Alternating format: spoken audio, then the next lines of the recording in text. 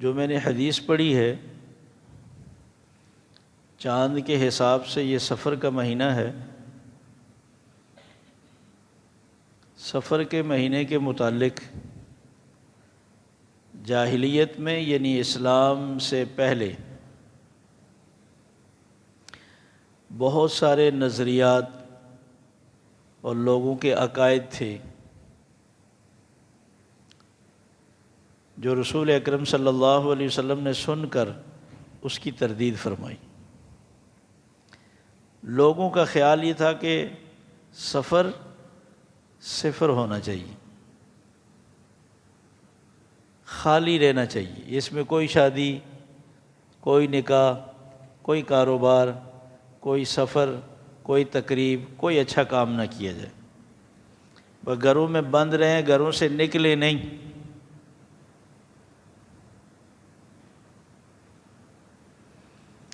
تھوڑا سا اس میں اضافہ ہوا، اب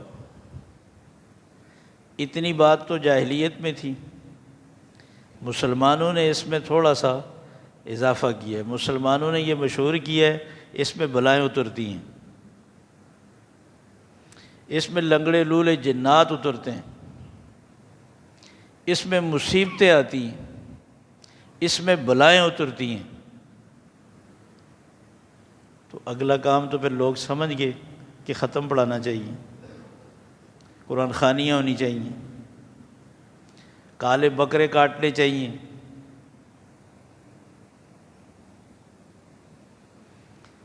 جو میں نے حدیث پڑھی ہے صحیح بخاری کی، جس میں رسول اکرم صلی اللہ علیہ وسلم فرما رہے ہیں ولا سفر، یہ سفر کے متعلق جو عقائد و نظریات پھیلے ہوئے ہیں، عوام میں مشہور ہیں، اس کی کوئی حقیقت نہیں، یہ سب جھوٹ ہے، یہ سب پروپیگنڈا ہے۔ اب یہ بات سمجھیں کہ جاہلیت میں یہ کیوں نظریات تھے اور آج یہ کیوں ہیں۔ دونوں کی اپنی اپنی مجبوریاں تھیں۔ ان کی کیا مجبوری تھی؟ ان کی مجبوری یہ تھی کہ سورہ توبہ میں آتا ہے کہ اللہ تبارک و تعالیٰ نے آسمان و زمین کی پیدائش کے وقت ہی سال کے 12 مہینے منتخب فرما دی۔ یہ محرم، صفر، ربیع الاول، ربیع الثانی، یہ اللہ نے اسی وقت سے 12 مہینے، یہ چونکہ ٹائم کی پیمائش کا ایک پیمانہ ہے، آپ اس کو اس مہینے کے ذریعے سے، دنوں کے ذریعے سے، ہفتوں کے ذریعے سے شمار کر سکتے ہیں۔ اور فرمایا 12 مہینوں میں 4 مہینے اللہ نے محترم بنائے ہیں، رجب کا مہینہ، ذی قعدہ، ذی الحجہ اور محرم کا، اس میں کوئی لڑائی، کوئی جھگڑا مت کرنا، دشمن بھی اپنے دشمن کا احترام کرے۔ اور یہ کیوں تھا کہ لوگ دور دراز سے سفر کر کے بیت اللہ کا طواف کرنے آئیں گے، اگر تمہاری لڑائی ہوگی تو وہ کہاں سے گزریں گے؟ حج کے بعد واپس جائیں گے، اگر محرم میں تم نے مورچے باندھے ہوئے تو پھر وہ کیسے گزریں گے؟ تو بیت اللہ کا احترام تو سب کرتے تھے۔ تو اس حج کے آنے اور جانے کی وجہ سے لوگوں کا سفر پرامن بنانے کے لیے اللہ نے 4 مہینوں میں ہر قسم کی لڑائی جھگڑا منع کر دی، کوئی جائز لڑائی بھی، جہاد بھی نہ کرے۔ محرم تک تو روکے رہتے تھے مجبوری سے، کہ وہ بھی سمجھتے تھے کہ اللہ کا حکم ہے، محرم میں کوئی لڑائی نہیں کرنی۔ اب محرم ختم ہوتے ہی باہر نکلتے بدلے لینے کے لیے، تو ہر ایک نے وصیت کی خدا کے لیے سفر میں کوئی شادی نہیں کرنا، سفر میں کوئی سفر نہیں کرنا، سفر میں کاروبار نہیں شروع کرنا، گھر سے نکلنا ہی نہیں۔ اگر تمہیں جان چاہیے نا تو گھر سے نہیں نکلنا۔ دشمن طاق میں ہوتا تھا، وہ 4 مہینوں سے انتظار میں بیٹھا ہوتا تھا۔ وہ تو اس مجبوری سے کہتے تھے کہ سفر صفر رہنا چاہیے، سفر میں کوئی کام نہ کرے، کوئی نقل و حرکت نہ ہو۔ مسلمانوں نے اس سے فائدہ اٹھایا کہ ویسے تو ہمیں کوئی کھانا نہیں کھلاتا، کوئی نہیں بلاتا، کوئی صدقہ نہیں کرتا، لوگ بھی تو سخت دے لینا، تو سفر کے مہینے سے ڈراؤ ان کو۔ سفر میں بلائیں اترتی ہیں، لولے لنگڑے جنات آتے ہیں، مصیبتیں آتی ہیں۔ میں نے سنا کسی نے ساتھ یہ بھی تشریح کی کہ گھروں میں جنات چھپ جاتے ہیں پردوں میں، بستروں میں، کپڑوں میں، قرآن خوانی کے بعد ڈنڈا لے کر وہ پردے جھاڑنے لگ جاتے ہیں کہ جنات کو بھگا رہے ہیں۔ لوگ سیدھے سادے ہیں، وہ خوش ہوتے ہیں کہ ہمارے گھر سے جنات بھاگ رہے ہیں۔ ایک دفعہ ایک جاننے والا تھا، مجھے کہنے لگا امام صاحب یہ بات سمجھ نہیں آئی، آیت کریمہ کا ختم کرانے کے لیے میں جس کو کہوں وہ بھاگے، کوئی بھی تیار نہیں تھا۔ بڑی مشکل سے 4 آدمی 5 آدمی میں نے اکٹھے کیے، لیکن عجیب بات ہے وہ تھوڑی دیر کے بعد، پہلے انہوں نے پانی کے پیالے منگوا کے رکھے، تھوڑی دیر کے بعد وہ اپنی تسبیحاں اس پانی کے پیالے میں ڈبو دیں۔ مجھے یہ سمجھ نہیں آئی کہ وہ کیوں ڈبو رہے تھے۔ میں نے ان سے پوچھا بھی تھا کہ یہ کیوں ڈبو رہے ہیں، کہنے لگے یہ وظیفہ اتنا جلالی ہے کہ تسبیح گرم ہو جاتی ہے، اس لیے ہم اس تسبیح کو بار بار ٹھنڈا کرتے ہیں، یہ بہت جلالی ہے۔ پڑھنے والے کے لیے بھی اتنا جلال پیدا ہو جاتا ہے کہ اسے بھی بڑی مشکل سے صدقے دے دے کر اپنے آپ کو ٹھنڈا کرنا پڑتا ہے۔ میں نے کہا تم سمجھے نہیں، وہ یہ کہنا چاہ رہے تھے کہ کالے بکرے کے پیسے دو تاکہ ہم، تسبیح تو پانی میں ٹھنڈی ہوگی، ہم کالا بکرا صدقہ کر کے اپنے آپ کو ٹھنڈا کریں گے۔ یہ لوگوں کو پھنسانے کے لیے اس طرح کی تشریحات کی جاتی ہیں۔ اگر یہ تسبیح جلالی ہوتی تو یہ کس پہ نازل ہوئی ہے؟ لا الہ الا انت سبحانک انی کنت من الظالمین، یہ تو وہ اس نبی رسول اکرم صلی اللہ علیہ وسلم پہ نازل ہوئی ہے نا، جو ساری امت کے لیے باپ سے بھی زیادہ مشفق مہربان تھے۔ آپ نے کیوں نہیں اپنی امت کو فرمایا کہ یہ جلالی ہے، اور ٹھنڈا کرنے کا طریقہ بھی آپ بتاتے؟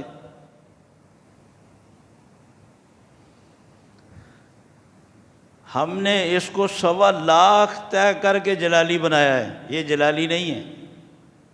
1.25 لاکھ دفعہ آپ کوئی بھی چیز کہیں گے نا تو آپ گر پڑیں گے۔ جو کام شریعت نے جتنا کہا ہے اتنا کیا جائے۔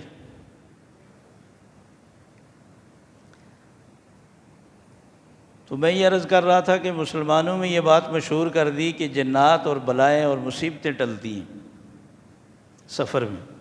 رسول اکرم صلی اللہ علیہ وسلم نے 2 لفظوں میں سب نفی کر دی، لا سفر۔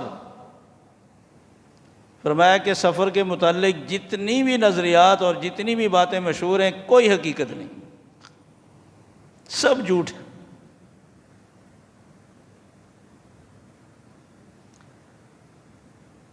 نکاح نہیں کرتے مسلمان، رسول اکرم صلی اللہ علیہ وسلم نے اپنی پیاری لخت جگر حضرت فاطمہ کا نکاح سفر میں کیا، یہ امت کی تربیت کی۔ آج میں کیوں ڈرتا ہوں؟ حضرت فاطمہ حضرت علی رضی اللہ تعالیٰ عنہما سے اچھا نکاح کوئی ہے دنیا میں؟ ان سے زیادہ اچھی پاکیزہ اولاد اللہ نے کسی کو دی ہے؟ یہ سوچ رکھ کر بھی نکاح نہ کرنا کہ چلے کچھ نہیں، لیکن فرض واجب بھی تو نہیں نا، جیسے ماحول اور معاشرہ چل رہا ہے اس کے مطابق کرنا چاہیے، ہمیں باتیں سننے کی کیا ضرورت ہے؟ یہ سوچ بھی غلط۔ اسی سے ایک آنے والی نسل کی ذہن سازی ہوتی ہے، وہ کہتے ہیں ہمارے ابا نے زندگی میں کبھی اس سفر کے مہینے میں کوئی تقریب نہیں رکھی، نکاح نہیں رکھا، ہم کیوں رکھیں؟ حضرت عبداللہ ابن سلام رضی اللہ تعالیٰ عنہ یہودی بہت بڑے عالم تھے، مسلمان ہو گئے۔ یہودیت میں اونٹ کا گوشت نہیں کھایا جاتا تھا،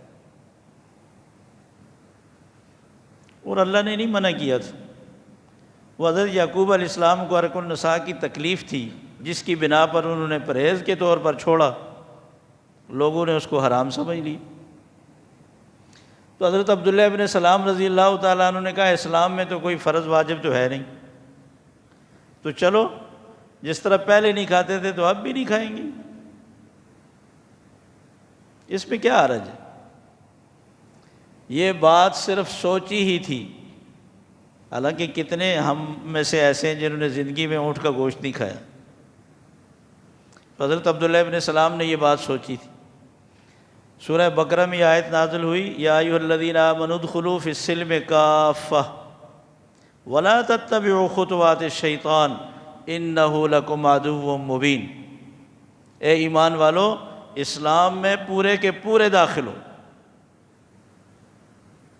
یہ کیا بات ہوئی؟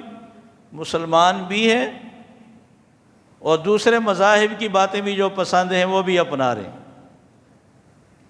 کہتے ہیں فلاں معاشرے میں فلاں قوم میں مجھے یہ بات بڑی اچھی لگی، جیسی کیسی ہے مگر مجھے بڑی پسند آئی۔ لن يقبل غیر الاسلام دینا ومن یبتغ غیر الاسلام دینا فلن يقبل منہ۔ اسلام کے علاوہ کسی کو کوئی بات بھی اگر اچھی لگے اللہ کے ہاں وہ قابل قبول نہیں۔ اسلام میں کیا کمی ہے؟ رسول اکرم صلی اللہ علیہ وسلم کے طور طریقوں میں، آپ کی شریعت میں کیا کمی ہے؟ مگر بات یہ ہے ہمیں اپنی شریعت کا پتہ نہیں، ہم نے اپنا ہی دین اور اپنا ہی اسلام پڑھا ہی نہیں۔ اس لیے جو چیزیں شریعت کے خلاف معاشرے میں مشہور ہیں وہ اگر اسلام کے حکم سے ٹکرا رہی ہیں ان کو کیا جائے، تاکہ ہماری اولاد کی تربیت ہو کہ ان چیزوں کا اسلام سے کوئی تعلق نہیں۔ رسول اکرم صلی اللہ علیہ وسلم نے اپنی بیٹی کا نکاح کیا، ہم سفر نہیں کرتے، نقصان ہوگا۔ آپ اگر غور کریں، اسلام کا سب سے خوبصورت سفر وہ ہے جس سے اسلام کو ترقی ملی ہے، وہ رسول اکرم صلی اللہ علیہ وسلم کی ہجرت کا سفر ہے۔ آپ نے مکہ سے مدینہ طیبہ کی طرف جو سفر کی ہے وہ سفر کے مہینے میں تھے۔ کتنا کامیاب سفر رہا، دشمنوں کو اللہ نے ناکام کیا، اور اس سفر کے بعد اسلام کو جو ترقی ملی ہے، اگر رسول اکرم صلی اللہ علیہ وسلم کے سفر کو کامیابی ملی ہے تو ہمارے سفر کو کیوں نہیں ملی؟ اس لیے یہ سوچنا کہ سفر کے مہینے میں سفر کریں گے نقصان ہوگا، یہ بھی غلط۔ دیکھیں کوئی بھی مہینہ، کوئی بھی دن، کوئی بھی ہفتہ، کوئی بھی ٹائم، یہ اللہ کی تخلیق ہے، اللہ نے کسی کو منحوس نہیں بنایا۔ ہفتے کے دنوں میں سے بھی بعض مخصوص دنوں کو لوگ بابرکت سمجھتے ہیں، بعضوں کو منحوس سمجھتے ہیں۔ قوم عاد پر جو عذاب ہے وہ عذاب پورے ہفتے کے دنوں میں آئے، 8 دن لگاتار ان پہ طوفان چلتا رہا۔ تو ان 8 دنوں میں سے پھر کون سا دن صحیح رہے گا؟ اور پھر سارے ہی دن اگر منحوس ہیں تو پھر ہمارے لیے کون سا دن ہے؟ کیا رمضان المبارک کے مہینے میں وہ دن نہیں آتے؟ اگر اس تاریخ کو حج آئے گا تو ہم حج چھوڑ دیں گے۔ یہ بات سمجھنے کی ہے۔ جس ٹائم میں، جس جگہ میں، جس سواری میں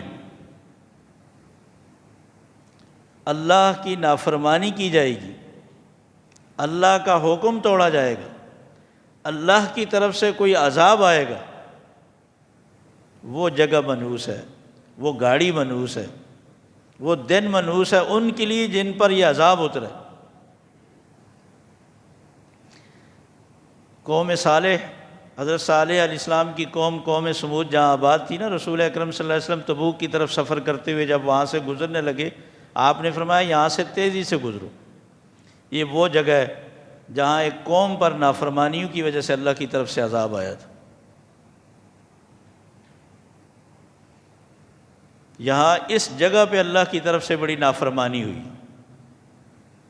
اگر میرے اور آپ کے گھر میں بھی اللہ کی نافرمانی ہو رہی ہے تو وہ بابرکت ہوگا۔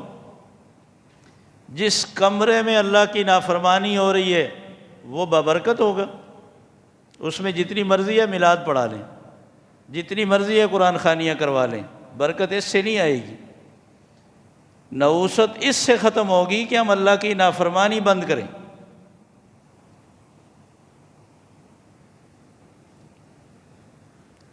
گھر میں اگر کوئی نقصان ہو نا، وہ وبال سارا نئی دلہن کے سر ڈالتے ہیں۔ کہتے ہیں جب سے یہ آئی ہے، گاڑی کا ایکسیڈنٹ ہوا، بیٹے کی نوکری چھوٹ گئی، وہ گھر میں فلاں چیز ٹوٹ گئی، اور یہی چلتے چلتے جب دادی بنے گی نا، سب سے زیادہ بابرکت یہی ہوگی۔ سارے سفر پہ نکلتے وقت ان سے دعائیں کروائیں گی، کاروبار میں ان سے دعائیں ہوں گی، ان کے پاؤں میں جنت ہوگی۔ پاؤں وہی ہیں، عورت بھی وہی ہے، صرف اب اقتدار آ گیا۔ پہلے اس غریب کی اولاد نہیں تھی، اب گھر میں اس کی اولاد جوان ہو گئی۔ یہ ہماری طرف سے، اپنی طرف سے بنائی ہوئی بابرکت شخصیات اور منحوس بنتی ہیں۔ کوئی بندہ اللہ نے منحوس نہیں بنایا۔ منحوس وہ ہے جو اللہ کی نافرمانی کر رہا ہے، جو فجر کے ٹائم اٹھ کر اللہ کی نماز نہیں پڑھتا۔ وہ منحوس نہیں جو نئی بچی ہمارے گھر میں آئی۔ صحیح بخاری کی حدیث ہے، رسول اکرم صلی اللہ علیہ وسلم نے ارشاد فرمایا، جو بندہ فجر پہ نہیں جاگتا ناراض نہیں ہونا۔ یہ حدیث بڑا سخت ہے، مگر یہ بلا تفریق 1400 سال پہلے یہ رسول اکرم صلی اللہ علیہ وسلم نے ارشاد فرمایا، اور یہ مسلمانوں کے لیے ارشاد فرمایا۔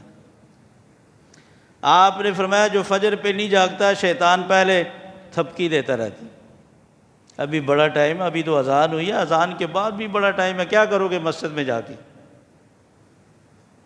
تھپکی دیتے دیتے جب دیکھتا ہے کہ آپ نماز قضا ہو رہی ہے، فرمایا وہ جو شیطان پھر چھوڑ کر جاتا، اور جاتے ہوئے اس کے کان میں پیشاب کر کے جاتا۔ یہ الفاظ ہیں رسول اکرم صلی اللہ علیہ وسلم کی۔ بتائیں،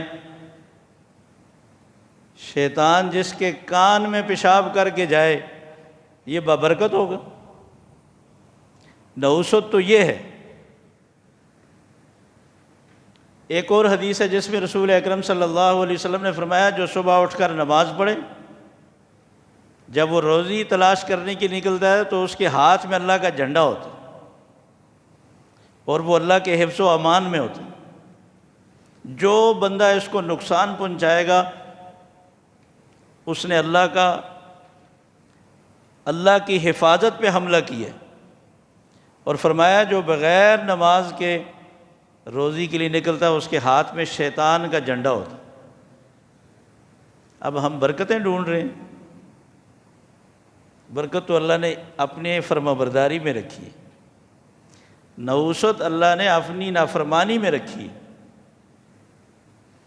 صحیح بخاری کا ایک واقعہ ہے، رسول اکرم صلی اللہ علیہ وسلم ایک سفر سے واپس آ رہے تھے، جہاد سے تھک گئے۔ آپ نے صحابہ سے پوچھا یہاں قیام کر لیں، رات کا وقت ہے؟ تو سب نے کہا تھکاوٹ بہت ہے، آرام کر لیتے ہیں، صبح نماز پڑھ کر پھر سفر شروع کریں گے۔ آپ نے فرمایا چلو ٹھیک۔ سب اتر گئے، سواریاں باندھ دی۔ آپ نے فرمایا یہ بتاؤ جگائے گا کون؟ حضرت بلال نے کہا کہ میں جگاؤں۔ آپ نے فرمایا ٹھیک ہے، باقی سب سو جاؤ۔ رسول اکرم صلی اللہ علیہ وسلم خود بھی سو گئے، تھکاوٹ تھی۔ حضرت بلال پہلے چکر لگاتے رہے، تھکے ہوئے تو وہ بھی تھے۔ آخر جا کر ایک جگہ مشرق کی طرف مڑ کر سو گئے، بیٹھ گئے کہ جو ہی سورج روشنی فجر کی طلوع ہوگی تو میں ایک دم جگا دوں گا، اور جو ہی ٹیک لگائی تو آنکھ لگ گئی۔ سارا قافلہ تو پہلے سے سو رہا تھا، وہ جو جگانے کی ذمہ داری جس نے لی تھی وہ بھی ٹیک لگائی تو سو گئے۔ فجر کا ٹائم شروع ہوا، پورا ٹائم گزر گیا، سورج طلوع ہوا، سورج کی کرنیں رسول اکرم صلی اللہ علیہ وسلم کے چہرہ انور پر جب پڑی تو آپ کی آنکھ کھلی، آپ نے دیکھا کہ سب سو رہے ہیں۔ آپ اٹھے کہ بلال کہاں چلا گیا؟ دیکھا حضرت بلال ایک جگہ ٹیک لگا کر بیٹھے ہیں۔ آپ نے فرمایا بلال تمہیں کیا ہو گیا؟ حضرت بلال نے کہا یا رسول اللہ جس نے آپ کو سلایا اس نے مجھے بھی سلا دیا۔ آپ نے فرمایا سب کو جگاؤ، فوراً سامان باندھو اور اس جگہ کو خالی کرو، نکلو یہاں سے۔ یا اللہ کا حکم چھوٹا ہے۔ فوراً قافلہ وہاں سے روانہ ہوا اور دوسری جگہ جا کر اذان دی گئی، اقامت کہی گئی اور جماعت سے اس نماز کی قضا کی گئی۔ اتفاقاً آنکھ نہ کھلنا اس پر تو اللہ کی طرف سے پکڑ نہیں، لیکن اتفاقاً ایک رمضان سے دوسرے رمضان تک پورا سال آنکھ نہ کھلنا، الارم ہی 9 بجے کا لگانا، مسلمان کی زندگی پر اس کا کوئی اثر نہیں پڑے گا۔ پھر منحوس ہم دوسروں کو کہہ رہے ہیں۔ ایک شاید میں نے پہلے بھی یہ بات سنائی تھی، ایک بادشاہ شکار کے لیے نکلا تو جو ہی گھر سے نکلا آپ سامنے کوئی بندہ آ گیا بیچارہ، تو اس نے کہا کہ آج تو شکار کچھ بھی نہیں ہوگا، اس لیے کہ صبح ہی صبح ہماری نظر اس پر پڑی ہے، پکڑو اس کو اور اس کو بند کرو، اگر آج شکار ٹھیک نہ ہوا تو میں اس کو سیدھا کروں گا، میرے ہی آگے آنا تھا اس کو۔ اس غریب کو بند کر دیا۔ بادشاہ سلامت سفر شکار کے لیے گئے اور اللہ تبارک و تعالیٰ نے اچھا شکار کرا دیا، بڑا خوش۔ جب واپس آیا تو بتایا گیا سر صبح ایک بندہ بند کیا تھا تو اس کو اگر آپ کا فرمان ہو تو آزاد کر دیں، کہا اس کو لاؤ۔ بادشاہ کے سامنے پیش کیا گیا، بادشاہ نے کہا تم بڑے خوش نصیب ہو، مجھے تو بڑا غصہ آیا تھا صبح تمہیں دیکھ کر کہ تم نے صبح ہی صبح میرے آگے آنا تھا کہ اگر میرا شکار خراب ہوا تو میں تمہیں سزا دوں گا، مگر تم خوش نصیب ہو کہ میرا شکار اچھا رہا، میرا سفر اچھا رہا، تم جاؤ۔ اس نے کہا اگر ناراض نہ ہوں تو میں بھی ایک بات کہوں۔ وہ بولو۔ کہا کہ آپ کی نظر تو مجھ پر پڑی تھی، شکر آپ کا دن اچھا گزرا، میری تو صبح ہی صبح نظر آپ پر پڑی تھی، میں تو پورا دن قیدی بن کر بیٹھا رہا۔ اگر نظر پڑنے سے شکار یا سفر خراب ہوتا تو پھر اس غریب کی نظر تو بادشاہ سلامت کے چہرے پر پڑی تھی۔ یہ سوچ رکھنا کہ آج صبح ہی صبح اس بندے کو میں نے دیکھا ہے تو میرا دن خراب ہوگا، آج میں نے صبح ہی صبح ایک حاجی صاحب کو دیکھا ہے تو میرا دن بڑا اچھا گزرے گا، یہ شرکیہ سوچیں ہیں۔ رسول اکرم صلی اللہ علیہ وسلم نے فرمایا الطیرۃ شرک، یہ بدشگونی لینا یہ شرک ہے۔ 3 دفعہ آپ نے یہ بات ارشاد فرمائی۔ کسی کے آنے سے یہ سمجھنا کہ میرے گھر میں نحوست آئی ہے، یہ شرکیہ عقیدہ ہے۔ کسی کو دیکھنے سے یہ سمجھنا کہ آج میرا دن خراب ہوگا، یہ شرکیہ عقیدہ ہے۔ کسی بلی کو دیکھ کر یہ سمجھنا کہ میرا راستہ اس نے کاٹا، یہ میرا آج کا سفر خراب ہوگا، یہ شرک ہے۔ کسی پرندے کو دیکھ کر یہ سمجھنا کہ میرے کانوں میں اس برے پرندے کی آواز پڑی ہے تو میرا نقصان ہوگا، یہ شرک ہے۔ حضرت عبداللہ بن مسعود رضی اللہ تعالیٰ عنہ یہ رسول اکرم صلی اللہ علیہ وسلم کا فرمان نقل کرنے کے بعد فرماتے ہیں وما منا الا ولکن اللہ یذہبہ بالتوکل، کہ اسلام سے پہلے یہ لوگ پیدا ہوئے، اس جاہلیت کے ماحول اور معاشرے میں انہوں نے پرورش پائی، ذہنوں میں وہ چیزیں تو تھیں نا، وہ گردش تو کر رہی تھی۔ کہتے ہیں کبھی خیال بھی آتا تو ہم نے